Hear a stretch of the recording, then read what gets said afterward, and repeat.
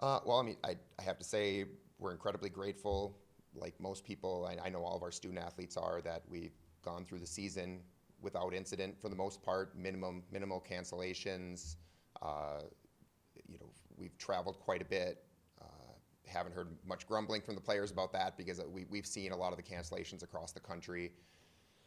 It's been a great start to the year. We're really excited about where both programs are at.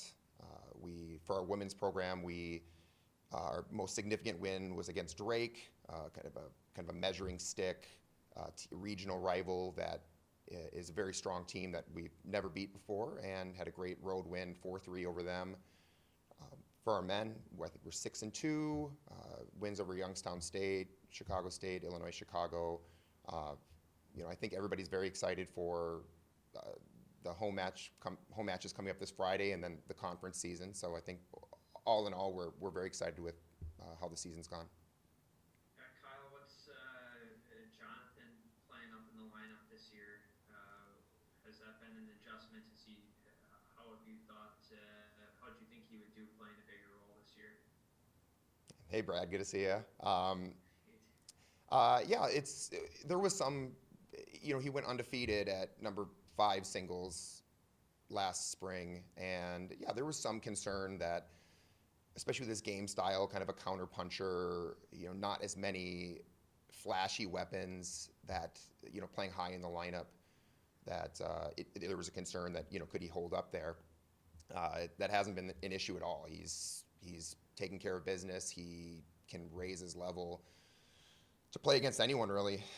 He's been a big surprise. I mean, I knew he was a strong player, but he has significantly improved since he first stepped on campus. And yeah, I mean, it's been really impressive to see, honestly. Why do you think he's had some success this year? What types of things has he been able to do in those matches to get wins? Well, he has a tremendous sense of belief in himself, and I think when you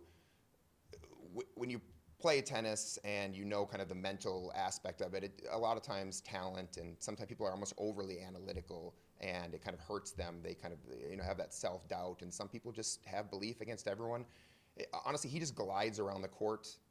He just almost like Roger Federer, and he absorbs pace. Doesn't matter how hard his opponent is hitting, he'll glide to it and bring it back and control it. And he has some offensive aspects to his game as well, but it's just all working for him. And I guess you don't go undefeated even in a lower spot in the lineup and not, so we should have. I shouldn't say I'm that surprised, but it's been impressive to watch. Yeah, Coach, just wanted to kind of get a gauge for those of us that are maybe not as avid followers of Summit League tennis that's around the corner here, for both sides, men and women. Who are kind of the measuring sticks of kind of the teams that North Dakota is going to be targeting on both the men's and women's side in the Summit League, basically, that are kind of carrying that banner year in, year out, that North Dakota is going to be aware of here this season?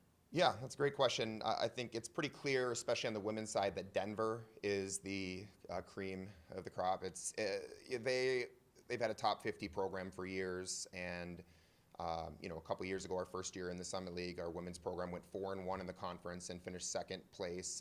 And Denver was the team that beat us in the conference. What I love about the women's conference is just the parity.